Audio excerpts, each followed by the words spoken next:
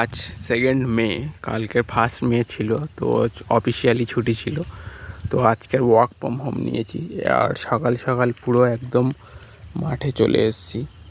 একটা আলাদা রকমের ফিলিংস লাগছে, আবহাওয়াটাও খুবই সুন্দর, খুব একটা গরম নেই।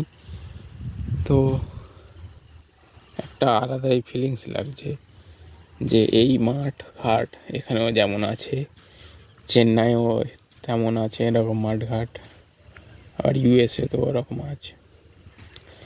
সবাই আকাশের দিকে যদি তাকাই একই রকম,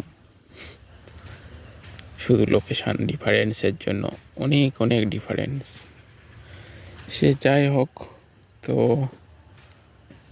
এই সময় এখন বাজে সকাল 8:25।